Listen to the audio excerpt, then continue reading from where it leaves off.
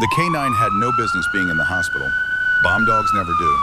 But just after midnight, chaos erupted when a German shepherd tore away from its handler and bolted through the ER doors, weaving past abandoned gurneys, sidestepping medical carts, ignoring equipment scattered across the floor, making a beeline straight for a young nurse frozen at the medication station. The dog locked eyes with her, dropped into position. Alerted. Every conversation died mid-sentence. Security hands flew to holsters. Doctors stumbled backward. Someone's voice cut through the silence, sharp and panicked. Get away from her. The nurse didn't bolt, didn't cry out, didn't even flinch. Her badge read Kira Bennett, 28 years old. Rookie, night shift. The kind of person who faded into the background of a busy hospital exactly the way she wanted it. The handler stood paralyzed 10 feet away, staring at his dog like it had lost its mind.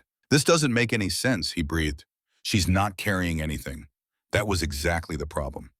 Because the K-9 wasn't alerting to a bomb, it was alerting to something far more dangerous. Something that shouldn't exist anymore. Something buried 3 years ago in a desert halfway around the world. And as federal systems began silently lighting up in the background, St. Catherine Hospital came to a chilling realization. The danger wasn't what Kira carried. It was who she was. The first sound wasn't barking. It was silence. A sudden, suffocating quiet that swept through the emergency department just after midnight, like the building itself had drawn breath and forgotten how to let go. Kira felt it before anyone else, not because she was special, but because she'd learned long ago to watch the small things, the pauses, the gaps, those fragile moments right before everything breaks. She stood at the medication cart, head bent, dark blonde hair pulled into a tight, practical knot, scanning a chart with the bone-deep focus of someone 15 hours into a double shift. Rookie nurse. That's what her badge said. That's what everyone believed. New, quiet, competent enough to fade into the background. Exactly what she needed. Then the doors opened. Not the automatic ER entrance where ambulances rolled in with sirens wailing. The secured side door near imaging. The one reserved for law enforcement and specialized units. Boots struck tile in sharp rhythm. Radios crackled low. A ripple of unease rolled through the room as heads turned. Bomb squad. 2 handlers in dark tactical uniforms entered first. Spines rigid. Eyes already dissecting the space with the cold efficiency of men who'd seen what explosives could do to human bodies. Between them surged a large German shepherd, every muscle coiled tight, nose working overtime. A bomb-sniffing K-9. The kind you only see when something has already gone catastrophically wrong. Someone near the waiting room whispered, "Why is there a K-9 unit here?" Kira didn't look up. Not yet. She felt the shift in the air, the way trained operators move when seconds matter. She'd felt it before years ago in places she'd buried deep enough to almost forget. The lead handler, a man in his mid-30s with the build of someone who still ran 5 miles every morning, issued a quiet command. The K-9 surged forward, methodically scanning gurneys, trash bins, backpacks, abandoned under chairs.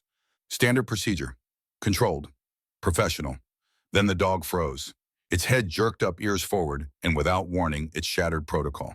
The leash tore from the handler's grip as the K-9 launched forward across the polished floor. Not toward a bag, not toward equipment, not toward the crowded waiting room, straight at Kira. Someone shouted, a nurse screamed. A gurney crashed sideways as someone shoved it clear. The K-9 closed the distance in heartbeats, claws scrabbling on tile, eyes locked with laser focus on the young woman who hadn't moved an inch. Kira finally looked up. She didn't step back, didn't raise her hands, didn't run. The dog stopped inches from her chest, sat, alerted. The world fractured around that single moment. Security hands flew to holsters. A doctor stumbled backward, knocking over a tray of instruments that clattered across the floor like broken glass. The handler froze mid-stride, his face draining to ash as he stared at his dog in complete disbelief. "No," he breathed. "That's impossible." Every instinct in the room screamed threat. Someone shouted again, louder this time, more panicked. "Get away from her now," another voice cut through. "Clear the area. Everyone back." Kira stood motionless, heart rate steady at 62 beats per minute, eyes on the K-9. She recognized the posture, the tension in its shoulders, the way its ears twitched as if recalibrating. This wasn't aggression. This was recognition. The handler moved closer, his voice strangled with confusion. "Ma'am, I need you to step back slowly." Kira didn't move. Her voice came out calm, measured with the kind of control that only made people more nervous. "If you think it's a bomb," she said evenly, "you're already looking in the wrong place." That stopped him cold. The K-9 didn't disengage. It leaned in slightly, nose hovering near her torso, then sat again harder this time. A textbook alert, the kind that doesn't lie. The ER erupted into controlled chaos. Patients were wheeled back behind curtains. Fabric snapped as privacy screens were yanked into place. A security officer keyed his radio with trembling fingers, his voice tight. "We have a situation in the ER. Need federal response. Now." Overhead, a lockdown alarm began to pulse. Low, ominous, unmistakable. Kira felt the weight of 100 eyes now. Suspicion, fear, confusion swirling into something darker. She'd become the eye of a storm she hadn't summoned, the very thing she'd spent 3 years avoiding. The handler swallowed hard, glancing at his team. "She's not carrying anything," he said. "No bag, no device, nothing." "That dog is never wrong," another officer replied flatly. His hand rested on his sidearm. Kira glanced down at her scrubs. Empty pockets, badge, pen, gloves tucked into her waistband. Nothing that should trigger this kind of response. The problem wasn't what she carried. The problem was what the dog remembered, what it had been trained to detect in places most Americans would never see. "Ma'am," the handler tried again, softer now, but no less urgent. "Have you recently been near explosives, military surplus construction sites?" Kira met his eyes directly. The kind of eye contact that made people uncomfortable because it didn't waver. "Not recently." The canine's tail twitched once, a small tell that only someone with the right training would catch. Someone near the nurse's station hissed to a colleague, "What if she's a plant? What if she's been planning something?" Another voice answered, uncertain, "She's just a nurse. She started 3 months ago. Background check cleared." Kira almost smiled at that. Almost. Security tightened the perimeter. 2 officers positioned themselves between Kira and the rest of the ER, weapons lowered, but ready. The chief resident, a young woman named Dr. Elaine Hartford, with tired eyes and coffee-stained scrubs, approached with her hands raised in careful placation. "Kira," she said gently, "we just need to understand what's happening here." "I understand," Kira replied without looking at her. "You're scared. That's not—" Hartford started. "You should be," Kira said, turning to meet her gaze. "But not of me." The handler crouched beside his dog, fingers brushing its collar, grounding it. "Buddy," he murmured, "what are you picking up?" The canine whined softly, not anxious, intensely focused. Kira exhaled slowly through her nose and spoke without looking at anyone directly. "You trained him overseas." The handler's head snapped up. "What desert environment?" she continued quietly. "High heat, high explosives. Improvised compounds mixed with chemicals that don't register on standard sensors." The handler stared at her like she'd just spoken a language only he understood. "How would you possibly know that?" Kira finally looked down at the dog. Her voice dropped just enough that only the handler and a few nearby could hear. "Easy, hero," she said. "You're doing good." The canine relaxed, just a fraction, but enough. The handler went absolutely still. "That phrase," he said slowly, That's not standard civilian handling." The room leaned in without realizing it, everyone waiting for an explanation that made sense, for the world to click back into place. Kira straightened. "Your dog isn't alerting to a device," she said. "He's alerting to residue. Residue of what someone demanded." She hesitated. This was the edge, the precipice she'd balanced on for 3 years. One wrong word, and everything she'd built, every careful lie, every quiet night shift would collapse. "Something I survived," she said finally. The alarm tone shifted, louder now, more urgent. Overhead lights flickered as the hospital's emergency protocols escalated to the next level. Lockdown complete. All exterior doors sealed. No one in, no one out. A security officer's radio crackled hard, cutting through the tension like a blade. Federal notification triggered. I repeat, federal notification triggered. ETA 10 minutes. That was new. That was bad. The handler rose slowly, eyes never leaving Kira's face. "My dog was trained with one unit," he said carefully. "One very specific unit. Overseas." Kira felt the old weight settle behind her ribs, the familiar terror of being seen too clearly. "That unit was wiped out," he continued, his voice dropping. "Declared KIA. No survivors." The canine looked up at her, ears forward, tail perfectly still. Kira said nothing. The chief resident's voice cracked. "What is he talking about?" Before anyone could answer, the canine rose and pressed its head briefly against Kira's leg. "Not an alert, not aggression, acknowledgement." The handler's voice shook. "That dog only does that with handlers he recognizes, people he's worked with in the field." Security weapons lowered just slightly, fear shifted into something worse. Confusion mixed with dawning horror.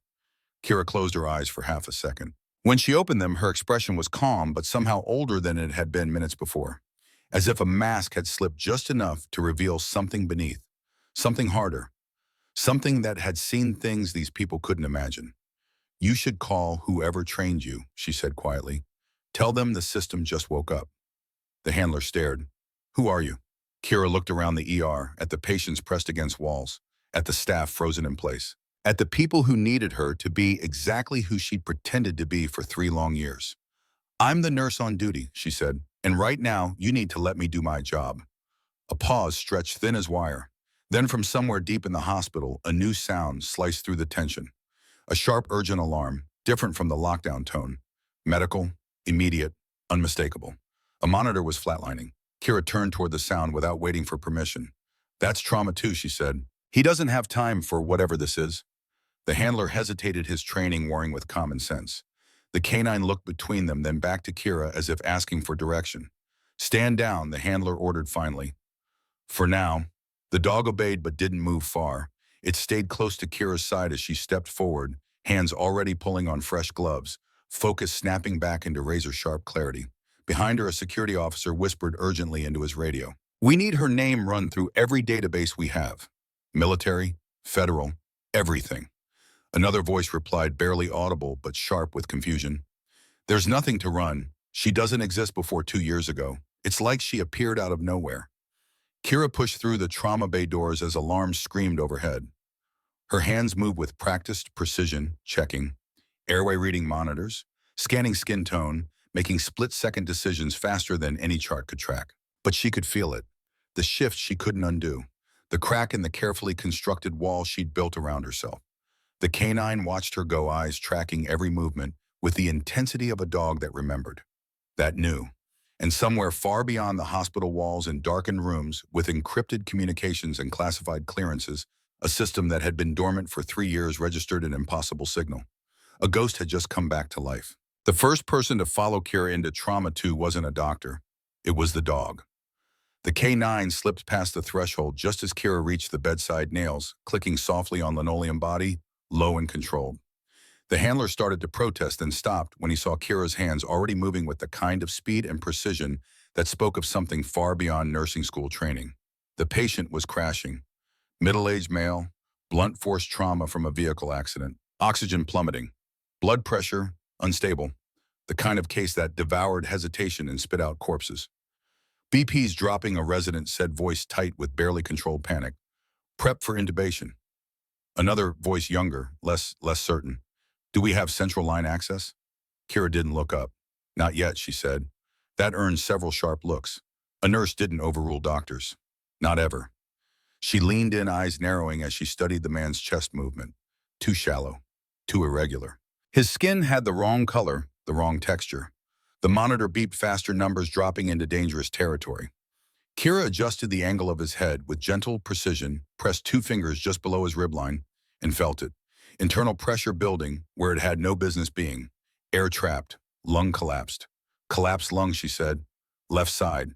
He's compensating, but he won't hold."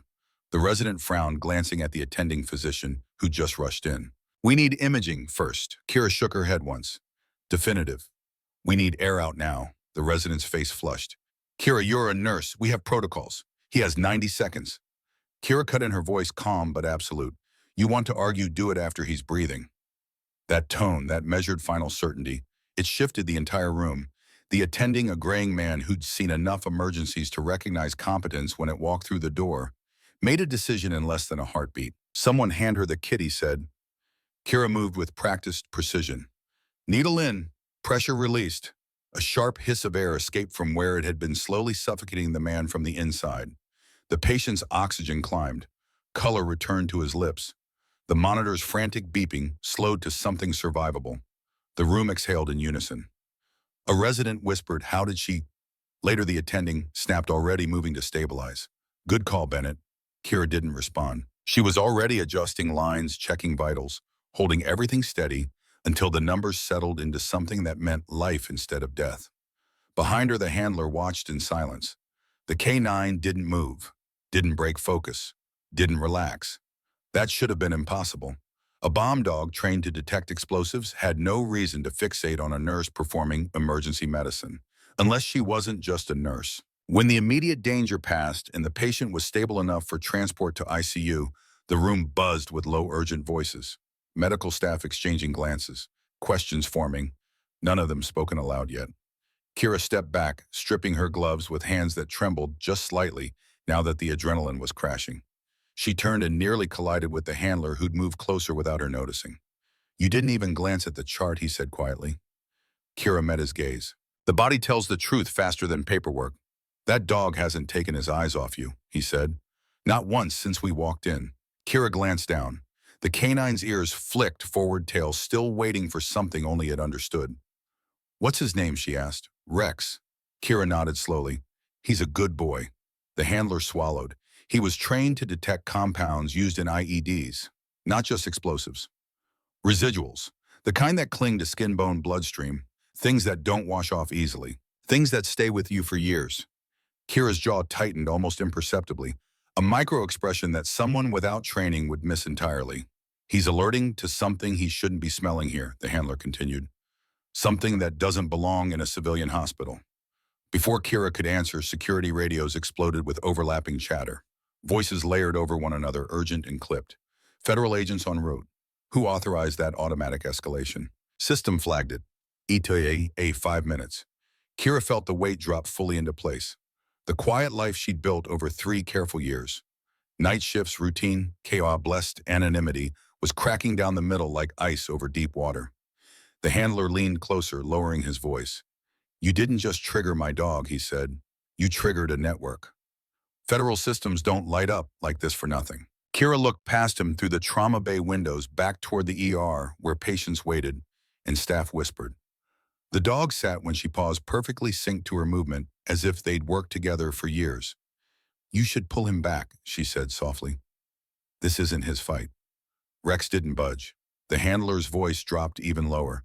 "He only refuses direct commands when he recognizes a handler. Someone he trusts more than me." Kira closed her eyes for a fraction of a second, just long enough to make a decision she'd been avoiding for 3 years. The conference room lights were too bright, fluorescent, unforgiving. The kind of lighting that made everyone look tired and exposed. Kira sat at the table, hands folded, posture relaxed in a way that made everyone else deeply uncomfortable. Across from her sat hospital administration, 3 people in business, casual, who looked like they'd been pulled from their homes. Security stood by the door, hands resting near weapons. And 2 people who hadn't bothered with introductions. Dark suits, no badges visible, no hospital credentials. The kind of people who didn't need to announce their authority because everyone could feel it in the room. Rex lay at Kira's feet, head resting on his paws, eyes half closed but entirely alert. No one had managed to make him leave. The handler stood nearby, torn between loyalty to his dog and disbelief at everything unfolding. "This is a medical facility," the hospital director said carefully. "We need to understand why a bomb detection dog is alerting on one of our nurses." One of the suited individuals spoke, a woman in her early 40s with sharp eyes and the bearing of someone who'd spent decades learning to read people. Her voice was flat, professional, empty of inflection. "We're past that question." Kira didn't look at her. "You've been flagged," the other added. A man slightly older with the kind of stillness that suggested he'd seen combat. "Your biometric data triggered a dormant identifier in federal systems." Kira raised an eyebrow. "That's impressive considering I don't exist." The room went completely still. The handler shifted uncomfortably. "Ma'am, Kira, what are they talking about?" Kira glanced at him. "They're talking about paperwork." The suited woman leaned forward, elbows on the table. "Your name, Kira Bennett, returns nothing before nursing school. No childhood records, no prior employment, no social security history before 2 years ago. Nothing." "That's not illegal," Kira replied calmly. "No," the woman agreed. "It's impossible. People don't just appear out of nowhere." The hospital director looked between them, utterly lost. She passed every background check. State licensing, federal database clearance, everything. "Because they were civilian checks," the man in the suit said. "This isn't civilian." Kira finally looked at them directly. "You're here because a dog remembered something you buried." The woman smiled thinly. "We're here because you resurfaced." Rex shifted, pressing closer to Kira's leg. A protective gesture that didn't go unnoticed. You were declared KEE. The man continued, pulling a tablet from his jacket and sliding it across the table. Afghanistan. Classified operation. Entire unit lost. The handler sucked in a sharp breath. That's not, Kira cut a glance at him. He went quiet immediately, something in her eyes silencing him more effectively than words ever could. You weren't supposed to survive, the woman said. And even if you did, you weren't supposed to stay active. You were supposed to disappear. Kira's voice remained steady. I'm a nurse. You were a Navy SEAL combat medic, the man corrected, reading from the tablet. Sergeant Kira Ashford. 37 confirmed kills. Hundreds of saves. Your squad was erased because of what they knew. You were erased with them. The hospital director stood abruptly, her chair scraping against the floor. This is outrageous. You can't just come in here and... No, Kira said calmly, cutting her off. This is inconvenient. Silence pressed down like a physical weight. Heavy, suffocating. A security officer poked his head into the room, his face pale. We have media outside. Rumors are spreading fast. Something about a bomb threat and a suspect in custody. The woman in the suit stood smoothly. Then we should move quickly. Kira didn't move. You're not taking me, the man frowned. You don't have a choice. Kira's gaze flicked to Rex. The dog lifted its head, ears forward, reading her body language with the precision of a partner who'd worked alongside operators in life-or-death situations. You already lost control, Kira said quietly. The moment you let a K9 remember me. The handler looked between them, realization dawning across his face like a slow sunrise. You trained with dogs? Kira nodded once. And they don't forget. An alarm sounded faintly through the wall. Different from the lockdown tone, different from the trauma alert. This one was sharp, urgent, the kind that meant someone was dying right now. Kira stood instantly. That's ICU, she said. That's not my patient, but it's my problem.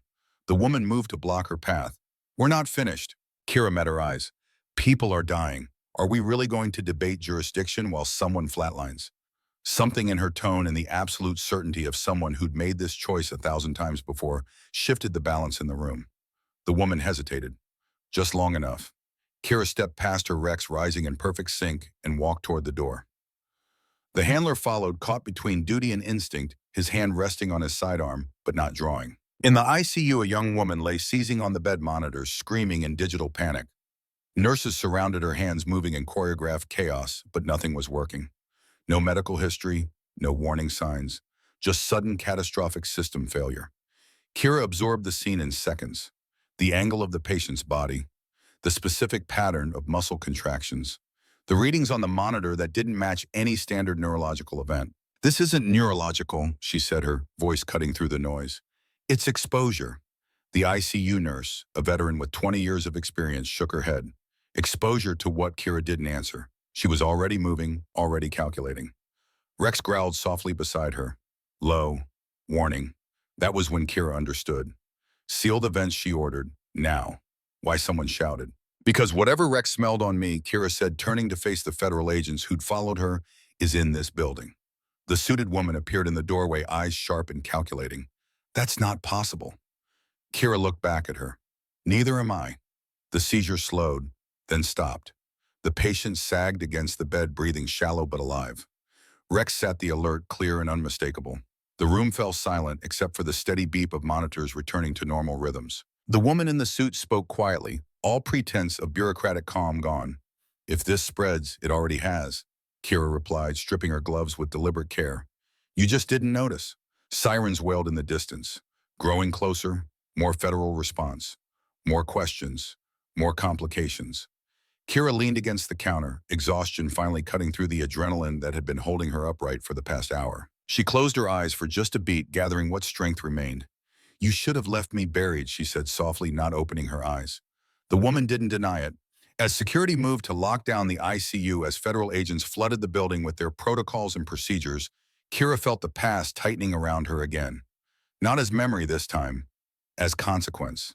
And somewhere deep in encrypted systems that most people didn't know existed, something else was waking up. Something that had been waiting 3 years for a signal it never expected to receive. A ghost had been found. And ghosts, as everyone knows, always bring unfinished business with them. The hospital went into full lockdown at 1:46 a.m. Steel doors slid into place with a sound that had no business in a building meant for healing. Elevators froze mid-climb, trapping 3 nurses and a janitor between floors. The overhead announcement was calm, almost polite, which somehow made it worse. All personnel, please shelter in place. This is not a drill. Remain in your current location until further notice. Staff were ordered to stay put. Patients were told nothing at all, left to wonder why armed federal agents now walk the corridors with the grim efficiency of soldiers entering hostile territory. Kira stood in the hallway outside ICU, hands braced on the counter, breathing slow and deliberate. The kind of controlled breathing they teach you when panic is a luxury you can't afford. Rex sat at her side, body aligned with hers like a shadow that understood exactly where to fall. Across from them, Agent Victoria Sterling spoke quietly into an earpiece, her face carved from stone. Mid-40s, Kira estimated. Former military, judging by the way she moved. Probably Army intelligence based on the questions she asked. The kind of person who'd spent a career learning to see through lies. This isn't a civilian situation anymore, Sterling said into the earpiece. We have internal confirmation of chemical residue. Unknown origin, unknown deployment method. Recommend full hazmat protocol. Kira didn't look at her. You always do. Sterling's eyes flicked to her. Always do what overreact, Kira replied. Turn a medical emergency into a federal incident. It's what you're trained for. The handler, whose name Kira had learned, was Officer Trent Blackwood, hovered several steps back. Torn between loyalty to his dog and disbelief at the woman the dog refused to abandon. He was younger than she'd first thought. 36 maybe? Still had that edge of certainty that came from never having seen a mission go truly sideways. If there's a chemical agent, he said carefully, we need to know what kind, what we're dealing with. Kira straightened, vertebrae cracking softly. You don't, she replied. You need to know how it moves. That drew sharp attention from everyone within earshot. Explain, Sterling said. Kira's eyes tracked the ceiling vents, the air returns, the HVAC system that no one ever thought about until it was too late. It binds low, she said. Not airborne in the usual sense. It rides surfaces, skin, fabric. It's designed to be carried without detection. Sterling went rigid. That compound was never approved for deployment. Kira finally turned to face her. Neither was the mission. Silence spread like a held breath. Down the hall, a nurse sprinted past, professional composure cracking at the edges. Another ICU patient just crashed, she shouted to no one in particular. Same symptoms. Respiratory distress, seizures, no known cause. That was the moment Blackwood understood. His gaze snapped to Kira, pieces falling into place with the heavy click of a magazine locking into a weapon. It's not a bomb dog alert, he said slowly. It's a trail. He's tracking the source. Kira nodded once, or the echo of it. Rex's ears lifted. He stood nose low, moving away from Kira for the first time since entering the ER. The handler reached for the leash on instinct, then stopped himself. The dog wasn't breaking command.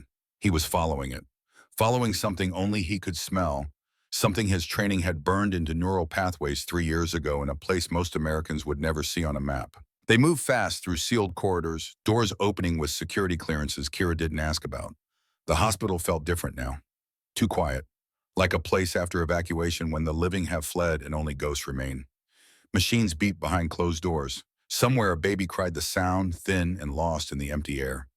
Rex led them towards central supply, the wing that held medications, equipment, anything a hospital needed to function. Sterling swore under her breath, her hand moving to the weapon concealed beneath her jacket.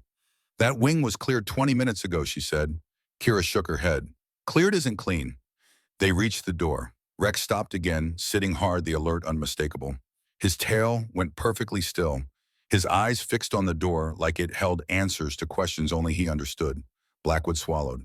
He's saying it's here. Security cracked the door, moving with the careful precision of people who'd seen what bombs could do. The smell hit first. Faint, metallic, fundamentally wrong in a way that made something primal in the human brain want to run. A broken crate lay open on the floor. Inside, foam padding torn apart. Empty spaces where vials should have been. The kind of vials that required hazmat suits and specialized storage. The kind that shouldn't exist in a civilian hospital. Kira crouched, eyes scanning the damage with the focus of someone reading a crime scene. They didn't want it all released, she said. They wanted a signal. Sterling's voice dropped. Who? Kira stood slowly. Someone who knows I'm here. Blackwood stared at her. How would anyone know you're here? You've been underground for 3 years. Kira looked at Rex. Because the moment he alerted on me, the moment federal systems lit up, someone somewhere got a notification. Someone who's been waiting. Someone who thought I was dead. Sterling pulled her phone fingers, moving rapidly across the screen. We've got a breach at the ambulance bay, she said, reading incoming messages. Unauthorized vehicle. Two individuals attempting to load equipment. Kira was already moving. They reached the bay as headlights flared against concrete. An unmarked panel van idled near the loading dock, back doors gaping open like a mouth. Two figures froze when they saw Kira, the kind of freeze that comes from recognition, not surprise. Not amateurs, Kira said quietly. They expected extraction, not resistance. Sterling raised her weapon, voice sharp and commanding. Federal agents, stand down. Hands where I can see them. One of the figures bolted, disappearing into the darkness beyond the parking lot with the speed of someone who'd practiced escape routes. But the second man didn't run. He raised his hands slowly, deliberately, eyes never leaving Kira's face. Mid-30s, athletic build, military bearing that no civilian clothes could hide. Scars visible on his forearms, the kind you get from shrapnel, not accidents. You're supposed to be dead, he said. Kira felt something cold settle behind her sternum. So are you. Recognition flickered across his face, sharp, painful. He smiled, but there was no warmth in it. You remember, I remember everything, Kira replied. That's the problem. Sirens approached from multiple directions. Too late to matter now, but coming anyway. The convergence of federal response, local police, hospital security, all the machinery of law enforcement grinding into motion. Sterling's partner moved in to cuff the man, but his smile never faded. You think this ends with me? Kira leaned closer, voice dropping. I think this started long before tonight. The man laughed, once sharp and bitter. They told us you were KIA. Graves himself confirmed it. Said you went over the cliff and never came back up. Kira's expression didn't change, but something flickered in her eyes. Commander Graves should know better than to trust what he can't verify. The man's smile slipped. He's going to want to see you. I'm counting on it, Kira said. Sterling pulled Kira aside as other agents secured the suspect and began processing the scene. We need you contained, she said. Debriefed. This hospital is compromised. There could be more agents, more devices. Kira's gaze drifted back toward ICU, where patients lay dying from exposure they didn't understand. People are still in danger. We can move them. Evacuate the building. You won't, Kira said flatly. You'll shut it down. Write reports. Calculate acceptable losses. I've seen how this works. Sterling's jaw tightened. You don't get to dictate terms here. Kira looked at Rex, who sat between them, immovable. Loyal to something beyond commands. I already am. Blackwood cleared his throat. Ma'am, Kira, if this compound is spreading, if there's more of it, it's not spreading. Kira interrupted. It's being guided. Another alarm cut through the bay. Higher pitch. More urgent. A nurse's voice over the intercom cracked with barely controlled panic. I see you, bed 7 is coding. We need a doctor now. Kira was already moving, pushing past Sterling, past security, past the perimeter that was supposed to contain her. Rex followed without hesitation, Blackwood close behind, torn between stopping her and trusting that his dog knew something he didn't. Inside the ICU room, the patient's skin had gone ash gray. Breath shallow and irregular. Eyes unfocused. Early 20s, Kira noted. Male. Military tattoo visible on his forearm, the kind that marked him as special operations. They're escalating, she said. The attending physician, a man in his 50s with 30 years of emergency medicine behind him, looked at her with eyes that had stopped questioning anything in the last hour. Tell us what to do, Kira snapped on gloves. You isolate, you don't touch without barriers, full hazmat protocol, and you pray they don't push the dose again. The monitor flatlined. That sound, that means death is winning. Kira didn't hesitate. She started compressions. Rhythm perfect. 100 beats per minute exactly. Voice steady as she called orders that the staff followed without question because competence has its own authority. Switch oxygen delivery. Increase flow. I need atropine. Now. Rex lay at the foot of the bed, eyes locked on the door, not watching the patient, watching for threats. The line flickered, then steadied. The patient gasped, air tearing back into lungs that had almost surrendered. Kira stepped back, chest tight, sweat cooling on her spine. The room erupted into motion, staff moving with renewed purpose, but she barely registered it. Sterling stood in the doorway, phone pressed to her ear. They just activated a retrieval protocol, she said quietly. For you, Kira laughed once. Short, humorless. They don't get to retrieve what they abandoned. Sterling hesitated. If you don't come voluntarily, they'll send someone else. They always do, Kira finished. Rex stood, hackles raised, staring down the hall. The low rumble in his chest was warning. Primal. The kind that said danger was coming, whether anyone was ready or not. Footsteps echoed. Heavy, deliberate, multiple individuals moving with tactical precision. Kira felt it before she saw them. The old pressure, the sense of being bracketed by something inevitable. She'd felt it before 3 years ago, right before her world exploded. A man stepped into view at the end of the hall, tall, composed, eyes too calm for someone walking into a federal incident. He wore scrubs like everyone else, but his posture gave him away instantly. Military bearing, command presence, the kind you can't fake. Kira, he said gently, it's been a long time. Her pulse slowed. Not long enough, Sterling whispered urgently. Who is that? Kira didn't take her eyes off him. Someone who should have stayed buried. The man smiled, the kind of smile that didn't reach his eyes. We need to talk, Rex growled low. Sustained, warning, Kira shifted her stance, placing herself between the man and the ICU door, between him and the patients who couldn't defend themselves. You're not taking anyone else tonight. The man's gaze flicked to the dog, then back to Kira. You always did make friends easily. Security closed in from multiple directions, weapons raised, but the man didn't react. Didn't tense, didn't reach for anything. Stand down, he said calmly, speaking to no one in particular. If I wanted this loud, it would already be over. Kira felt the truth of that settle deep. Why now, she asked. Because you made noise, he replied, and because the system doesn't like loose ends. Kira nodded slowly. Then you shouldn't have let me live. The man's smile faded. We're about to fix that. Rex barked once, sharp, decisive, and every light in the ICU flickered, dimmed, and died. Emergency lighting kicked in seconds later, bathing everything in red, the color of warnings, the color of blood. Monitors switched to battery backup, beeping frantically. Ventilators clicked into emergency mode. In the sudden chaos, in the moment when everyone's eyes adjusted to darkness, the man disappeared. Not running, just gone. Like smoke dispersing. Sterling shouted into her radio, full building sweep, suspect is armed and dangerous. All units respond. But Kira knew better. He wasn't running, he was positioning. This was his building, now his battlefield. He'd just leveled the playing field by taking away the one advantage civilians had. Light. Blackwood moved beside her, yip and drawn. Rex pressed against his leg. What just happened? We just entered his world, Kira said, and he's very good at operating in the dark. The hospital transformed. What had been a place of healing became a maze. Corridors stretched into shadow. Rooms became hiding places. Every corner held potential threats. The red emergency lights created pools of visibility separated by stretches of darkness where anything could wait. Sterling coordinated response teams, but Kira could see the problem. These were federal agents, not soldiers. They'd trained for arrest, not combat. They moved like law enforcement because that's what they were. The man hunting them had trained for war. We need to evacuate, Sterling said. Get everyone out before this gets worse. Kira shook her head.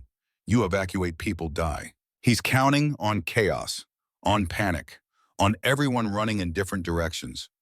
Then what do you suggest? Kira looked at Rex, at Blackwood, at the ICU full of patients who couldn't be moved safely. We make this building smaller. We control the space. And we use what we have, which is what Sterling demanded. Me, Kira said, I'm what he came for, so let's give him a target he can't ignore.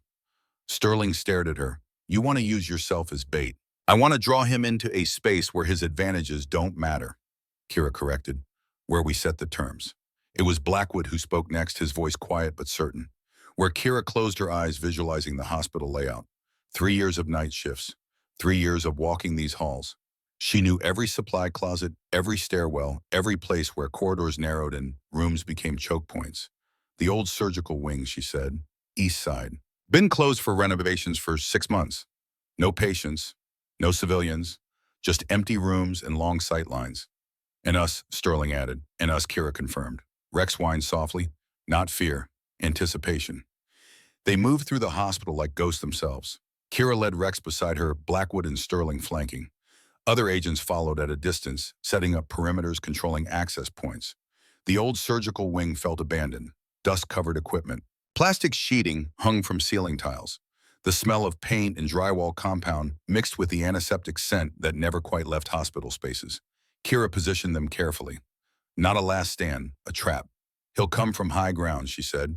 That's his training, upper level looking down, controlling sightlines. How do you know his training? Sterling asked. Because it's my training too, Kira replied. He taught me. Sterling's eyes widened. He trained you. Kira nodded. Commander Marcus Graves, my CO 3 years ago. The man who ordered my unit killed. The man who pulled the trigger himself, Jesus Blackwood breathed. He's not just trying to clean up loose ends, Kira continued. He's trying to finish what he started. And he won't stop until every witness is gone. How many witnesses are left? Sterling asked. Kira met her eyes. Before tonight, I thought I was the only one. But that man in the ambulance bay, I recognized him. Bryce Sullivan. He was on my team. If he's alive, there might be others. Sterling's phone buzzed. She glanced down, face paling. We just got facial recognition on your ambulance bay suspect. Corporal Bryce Sullivan. Listed as KIA 3 years ago. Same operation as you. They're all supposed to be dead, Kira said quietly. Everyone who saw what Graves did. Everyone who knew about the chemical weapons he stole. We were witnesses to treason, so he erased us. Why steal chemical weapons? Blackwood asked. Kira turned to look at him. Because defense contractors pay billions for weapons that don't officially exist. Because you can test them on populations no one cares about. Because war is profitable when you're selling to both sides.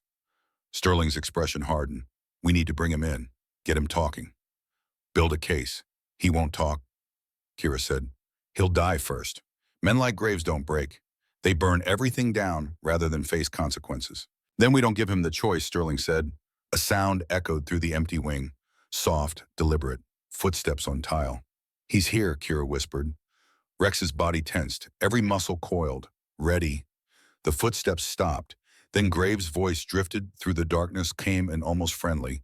Still using dogs, Kira. I remember when you couldn't stand them. Said they made you nervous. Kira didn't respond. Let him talk. Let him think he was in control. You've done well, Graves continued. 3 years underground, new identity, quiet life. I almost didn't believe it when the system flagged you. Thought it was a glitch. But here you are, silence. You know I have to finish this, he said. Nothing personal, just operational necessity. You understand. Kira's hand moved to her pocket, fingers closing around something small. A syringe. Sedative? Not much of a weapon, but she'd worked with less. How many others, she called out. How many of my team survived? Graves laughed.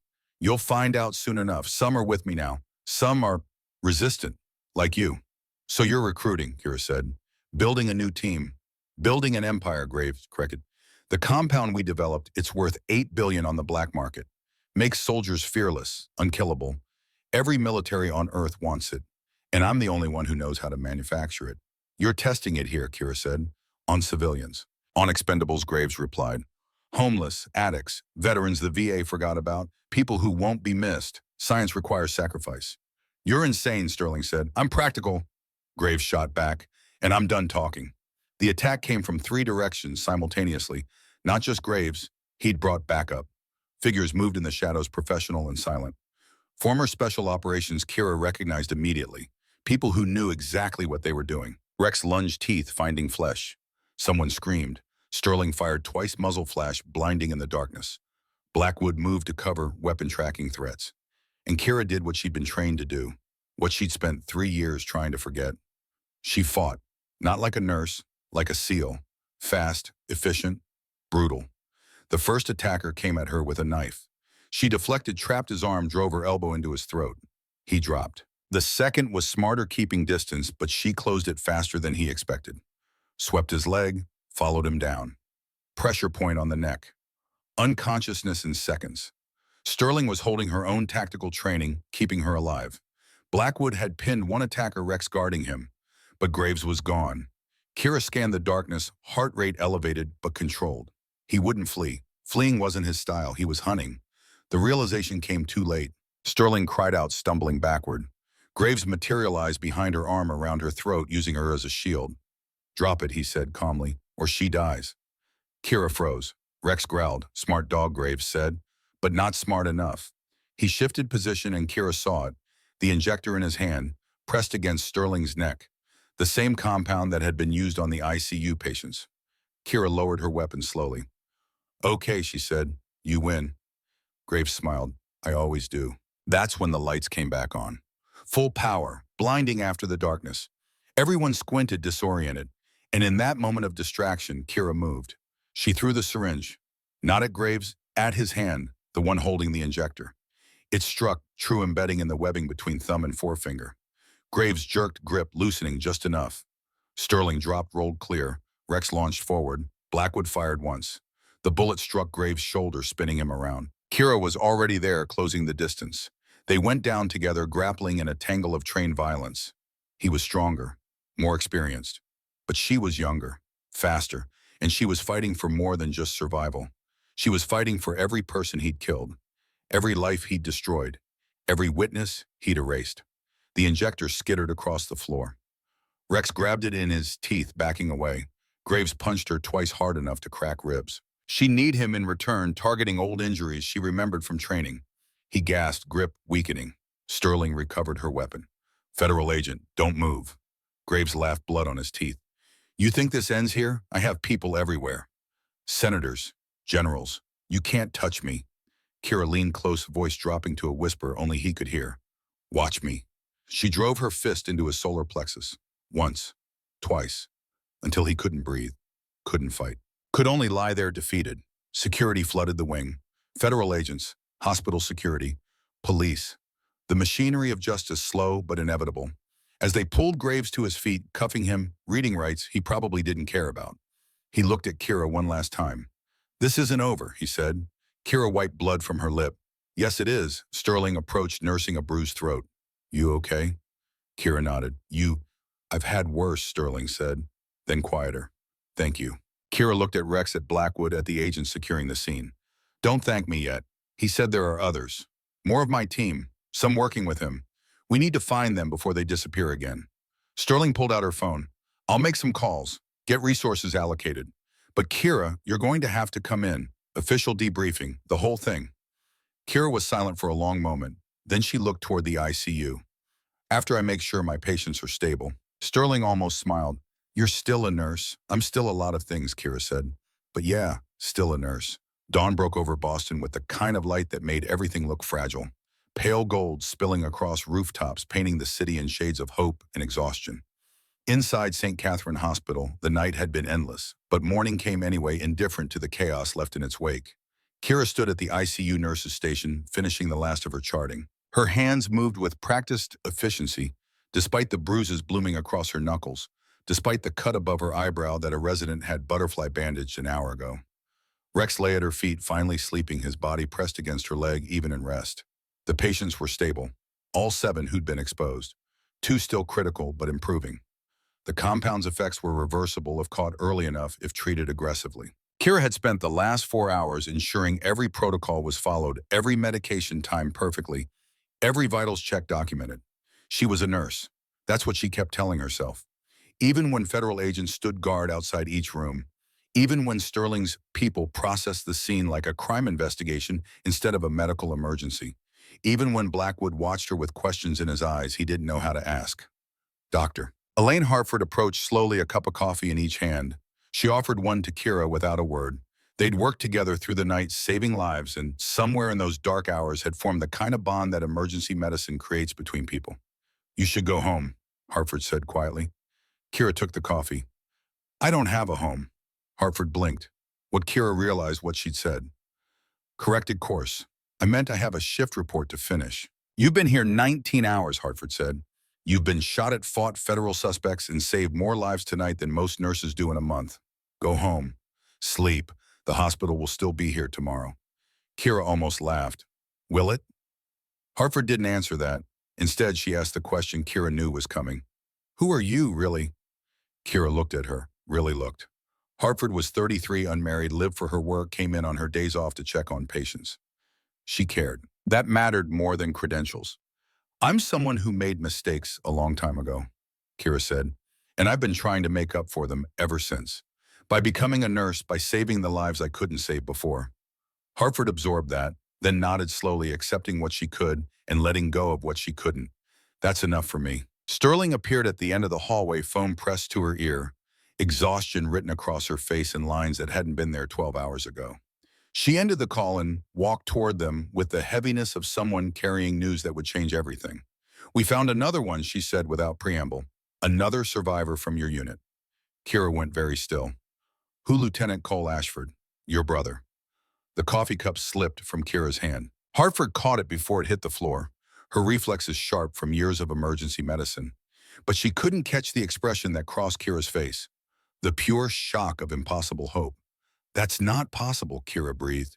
Cole was 22 feet from the explosion. I saw him go down. He survived, Sterling said.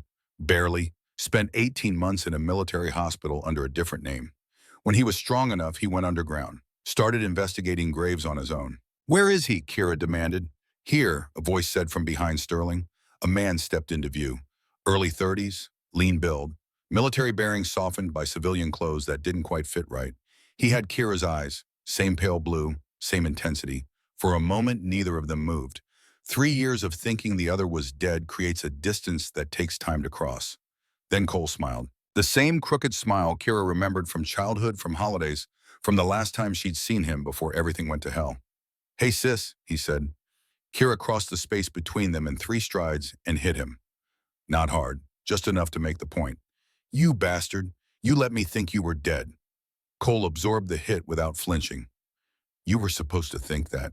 Graves was hunting survivors. I had to disappear. So did I, Kira said. I know. Cole's expression softened. I've been looking for you for 2 years. Tracked every lead, every rumor. Then last night, federal systems lit up like Christmas. I knew it had to be you. Rex stirred, padding over to sniff Cole with professional skepticism. Cole held out his hand, letting the dog assess him, waiting for approval he hadn't earned yet. He's with me, Kira said softly. Rex sat but kept watching. Trust but verify. Sterling cleared her throat. This is touching, but we have a situation. Graves is in custody, but he's not talking.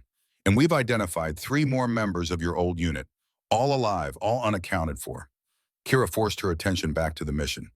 Who's Sergeant Cade Morrison, demolitions expert, last seen in Nevada 2 months ago? Corporal Sienna Drake, field medic, dropped off grid in Colorado 3 weeks ago, and Corporal Bryce Sullivan, who you already met in the ambulance bay. We have Sullivan in custody? Sterling continued. He's been cooperative. Says Graves recruited him 6 months ago. Promised him purpose money, a way to use his skills. Sullivan claims he didn't know about the human testing until it was too late. Do you believe him, Kira asked. Sterling hesitated. I believe he's scared. Whether that makes him innocent is another question. I want to talk to him, Kira said. Sterling shook her head. You're a witness, not an investigator. I'm the only person who knows what questions to ask, Kira countered. I served with Sullivan for 18 months. I know how he thinks. Cole stepped forward. We both do. Let us help.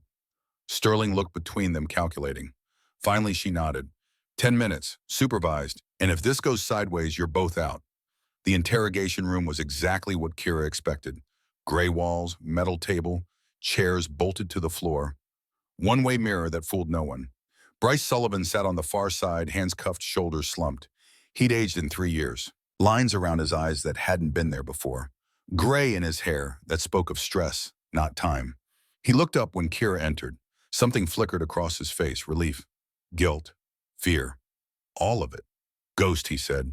That's what we called you, right? Because you could move through hostile territory like you weren't even there. Kira sat across from him. Cole remained standing, positioned near the door, reading Sullivan's body language with the expertise of someone trained in interrogation. You were at the ambush, Kira said. You were there when Graves turned on us. Sullivan nodded. I saw it happen, saw him give the order, saw the team go down. He met her eyes. I thought you were dead too. We all did. But you survived. Sullivan's laugh was bitter. Survived, that's one word for it. I took shrapnel in 3 places, crawled 2 miles through enemy territory, got picked up by a patrol that wasn't supposed to be there, spent a year in recovery and another year trying to figure out what to do with the rest of my life. So you joined Graves, Cole said flatly. Sullivan flinched. He found me, offered me work, said we could finish what we started, said the compound we discovered could save soldiers' lives, make them better, stronger. I believed him. Until Kira prompted. Until I saw what he was really doing, Sullivan said. Testing it on civilians. Killing people to perfect the formula. Selling it to the highest bidder. By then I was in too deep. He had leverage. Knew things about me. Things I'd done. What things? Sterling's voice came through a speaker, sharp and demanding. Sullivan was quiet for a long moment. Then he looked at Kira. You remember Kandahar? The village. Kira went very still. Don't. Cole looked between them. What happened in Kandahar? Sullivan continued as if Cole hadn't spoken. We were extracting a high-value target, Intel said he was alone, but he wasn't. There were civilians, women, children. Kira's voice was ice. That's classified. Graves gave the order to eliminate witnesses, Sullivan said. Most of the team refused. But some of us, he stopped. His voice dropped to barely above a whisper. Some of us followed orders. The room went silent, the weight of confession pressing down on everyone. How many, Sterling asked. Sullivan closed his eyes. 12. All dead. All buried in a report that said they were combatants. Jesus, Cole breathed. Kira stood abruptly. The chair scraped against concrete. She walked to the corner of the room, hands clenched into fists, breathing hard. That's why Graves has power over you, Sterling said. He knows what you did. Sullivan nodded. He said if I helped him, the secret stayed buried. If I didn't, he'd make sure the world knew. My family would know. My kids. You have kids, Kira asked without turning around. 2, Sullivan said quietly. 7 and 9. They think their dad is a hero. Kira turned back to face him. You want redemption? Sullivan met her eyes. More than anything. Then give us everything, Kira said. Every location, every contact, every piece of the network Graves built. You help us take it apart. Maybe you get to keep being a hero to those kids. Sullivan nodded slowly. I can give you Morrison. He's running logistics from a warehouse in Nevada. Coordinates, shipments, handles distribution. And Drake, Cole asked. Sullivan hesitated. Drake is different. She's not working with Graves. She's hunting him. That stopped everyone. Explain it, Sterling demanded. Drake found out what Graves did, Sullivan said. Found proof. She's been building a case for 2 years. Evidence. Witnesses. Documentation. She's the reason I agreed to talk. She convinced me we could bring him down if we worked together. Where is she, Kira asked. I don't know, Sullivan admitted. She moves every few days. Never stays in one place. Last I heard, she was in Boston, close to Graves, watching him. She's been here the whole time. Sterling sounded incredulous. Probably, Sullivan said. Drake was always the best at surveillance. If she didn't want to be found, you wouldn't find her. Kira looked at Cole. We need to find her before Graves' people do. Cole nodded. If she has evidence, real evidence, we can make this stick. Graves won't walk away. Sterling was already on her phone issuing orders. I want every surveillance feed in Boston reviewed. Every hotel, every rental property. Find me Sienna Drake. The search took 6 hours. 6 hours of reviewing footage, cross-referencing data, following digital breadcrumbs that Drake had left intentionally for people smart enough to find them. Cole worked with Sterling's team, his intelligence background, making him invaluable. Kira stayed at the hospital, checking on patients, maintaining the fiction that she was just a nurse caught in extraordinary circumstances. But she wasn't just waiting, she was thinking. Drake had been in Boston for weeks, maybe months, watching Graves, close enough to gather evidence, but careful enough not to be detected. That required resources, support, a base of operations. Kira pulled up hospital employment records on a terminal using credentials Hartford had given her with a knowing look and no questions asked. She searched for new hires in the last 3 months. Maintenance staff, cleaning crew, food service, anyone who could move through the building without attracting attention. There, Sienna Reeves, hired 2 months ago, night shift custodial, background check clean but sparse. Photo showed a woman in her mid-30s with dark hair and unremarkable features. But Kira recognized the eyes, pale green, sharp, intelligent. She called Sterling. I found her, where Sterling demanded. She's been working here, Kira said. As a janitor, she's been inside the whole time watching Graves gathering evidence. Sterling swore. We evacuated all non-essential personnel during the lockdown. She could be anywhere now. No, Kira said. She's still here. She wouldn't leave without finishing what she started. Kira moved through the hospital with Rex at her side, Blackwood following at a discreet distance. She went to places Drake would go. Maintenance corridors, storage areas, the old surgical wing where renovations provided cover and privacy. She found Drake in the sub-basement in a storage room that had been converted into a makeshift command center. Laptops, external drives, stacks of documents. Photographs pinned to walls showing Graves meeting with various individuals, exchanging briefcases, coordinating operations. Drake looked up when Kira entered.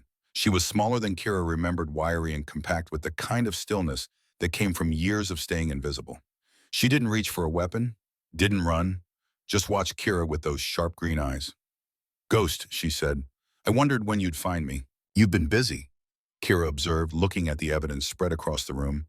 3 years of work, Drake confirmed. Every transaction, every meeting, every crime. I have enough to put Graves away for life, and about 40 other people with him. Why didn't you come forward, Kira asked. Because I needed leverage, Drake said. Graves has people everywhere. In the FBI, the Pentagon, Congress. If I went public too soon, they'd bury me and the evidence. I needed to wait for the right moment. And that moment is now. Drake smiled. You came back from the dead. Graves got arrested. The federal government is actually paying attention. Yeah, I'd say the moment is now. Cole entered the room, Sterling right behind him. They took in the evidence with widening eyes. This is incredible, Sterling breathed.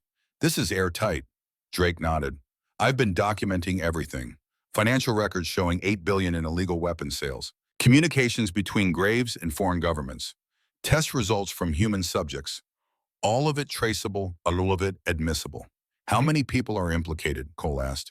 47, Drake said, including 3 senators, 2 generals, and a dozen defense contractors. This goes all the way to the top. Sterling pulled out her phone. I need to make some calls. This is bigger than Boston field office. This is task force level. While Sterling coordinated federal response, Kira approached Drake. Why didn't you contact me? Drake met her eyes. I thought you were dead. We all did. And honestly, if I'd known you were alive, I would have left you alone. You got out. You had a new life. Why drag you back into this? Because it's not finished, Kira said. Not until everyone knows the truth. Drake nodded slowly. Then let's finish it. The next 72 hours were a blur of federal activity. Arrests coordinated across multiple states. Search warrants executed simultaneously to prevent evidence destruction. Press conferences announcing the largest military corruption scandal in decades. Graves was formally charged with 47 counts, including murder, treason, weapons trafficking, and crimes against humanity. His defense attorneys filed motions that were immediately denied. The evidence was overwhelming. The case was airtight. Sullivan entered witness protection with his family testimony, secured in exchange for reduced charges. He'd spend time in prison, but not life.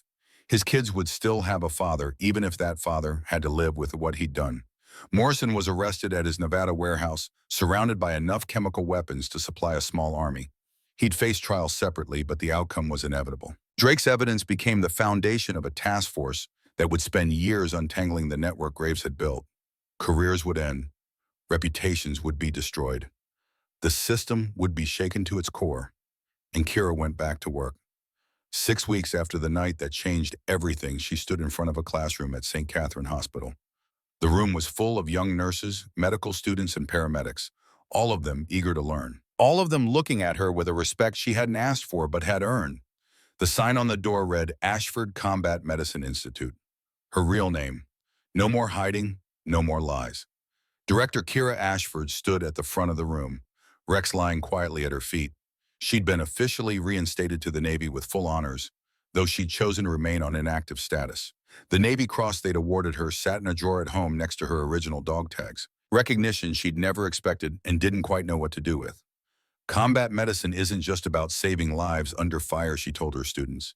It's about making impossible choices when everything is chaos, when the textbook doesn't have an answer, when you have to trust your training and your instincts and hope to God you're right. A young nursing student raised her hand. How do you handle the fear? Kira smiled. You don't eliminate fear. You use it. Fear keeps you sharp, keeps you alert. The moment you stop being afraid is the moment you make mistakes. Another student asked, is it true you were a Navy SEAL? Kira nodded. I was. For 6 years. I saw things I wish I hadn't. Did things I'm not proud of. Lost people I cared about. But I also learned how to stay calm when everyone else panics. How to prioritize when every second counts. How to save lives when the odds say they're already gone. She paused, looking around the room at faces young and eager and unburdened by the weight she carried. I'm not here to make you into soldiers, she continued.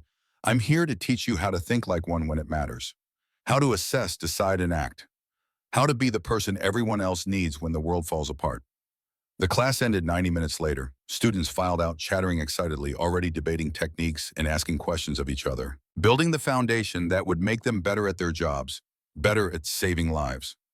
Hartford waited outside, leaning against the wall. Good class, Kira nodded. They're eager, that's half the battle. The other half, Hartford asked.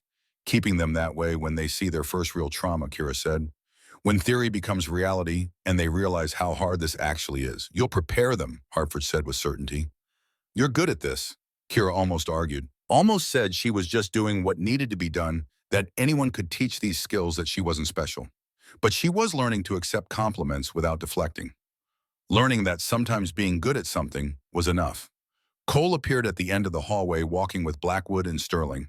The three of them had formed an unlikely alliance over the past weeks, working together to close out the investigation, tie up loose ends, ensure nothing fell through the cracks. Family dinner tonight, Cole called out. My place, 7 p.m. Kira smiled. I'll be there. It had become a weekly tradition. The survivors gathering to share a meal, to remember those who hadn't made it, to celebrate the simple fact of being alive. Sullivan joined via video call from his new location, his kids occasionally appearing on screen to say hello. Drake came when her schedule allowed, though she was rarely in one place long enough for regular attendance. Morrison would never join. He'd made his choices and would live with the consequences. But the rest of them, the ones who'd survived and chosen redemption over revenge, they gathered. They talked. They healed. That evening, Kira stood on Cole's balcony looking out over the city. Boston at sunset, all gold and shadow. Rex lay at her feet, content and drowsy from a day of work. Cole joined her, 2 beers in hand. He offered one silently. They drank in comfortable silence for a while. Brothers and sisters who'd been through hell and come out the other side. You think it's really over? Cole asked eventually. Kira considered that. Graves is in prison for life. His network is dismantled. The people he hurt are getting justice. She paused. But there will always be another Graves. Another person willing to sacrifice others for profit. So no, it's not over. It's never over. That's depressing, Cole observed. Kira shook her head. It's realistic. But it also means there's always work to do, always lives to save, always a mission. And you're okay with that. Being on a mission for the rest of your life, Kira looked at him. I spent 3 years pretending to be someone else, hiding, running. It was safe, but it wasn't living. Now I'm teaching, training, building something that lasts after I'm gone. She smiled. Yeah, I'm okay with that. Inside, laughter erupted. Drake had arrived and was telling some story that had everyone in stitches. Sterling was arguing good-naturedly with Blackwood about proper canine handling techniques. The smell of dinner cooking filled the apartment. Normal. Almost. Come on, Cole said. Food's ready. They went inside, joining the others, becoming part of the warmth and noise and life. Rex followed, accepting treats from Drake, tolerating belly rubs from Sterling, maintaining his dignity even as he clearly enjoyed the attention. Kira sat at the table surrounded by people who understood, who'd seen the same darkness, who carried the same scars. And she realized something. She wasn't hiding anymore, wasn't running, wasn't pretending to be someone she wasn't. She was Kira Ashford, combat medic, teacher, survivor. And for the first time in 3 years, that was enough. Later that night, back in her small apartment, Kira sat at her desk. She pulled out a notebook, old and worn, filled with names. Every person she'd saved over the years. Every life that had made the struggle worth it. She added 7 more names, the patients from that night at St. Catherine's. The ones who'd survived because she'd been there, because she'd known what to look for, because she'd refused to let them become statistics. 7 more lives, 7 more reasons. She closed the notebook and looked at Rex, who watched her with patient eyes. Tomorrow she'd teach another class, train another group of students, pass on skills that might save lives years from now in situations she'd never know about. Tomorrow the mission continued, but tonight she allowed herself to rest, to feel the weight lift just a little, to believe that maybe, just maybe, she'd done enough. Her phone buzzed, a message from an unknown number. She almost deleted it, almost ignored it, but something made her open it. The message was simple, 3 words and a photo. Thank you, Ghost. The photo showed a young soldier, healthy and smiling, standing with his family. Private Ethan Ward, the 19-year-old she'd saved that first night, the one who'd been exposed to Graves' compound. He'd recovered fully, been discharged honorably, and gone home. One more life, one more reason. Kira saved the photo, added Ward's name to her notebook. Then she turned off the lights, Rex curling up at the foot of her bed, and let herself sleep. No nightmares that night. No ghosts except the ones she'd chosen to carry. Just peace. And the knowledge that tomorrow she'd wake up and do it all over again. Because that's what survivors do. They keep going. They keep fighting. They keep saving lives. One patient at a time, one student at a time, one day at a time, until the mission is complete. And for people like Kira Ashford, the mission never truly ends. It just evolves.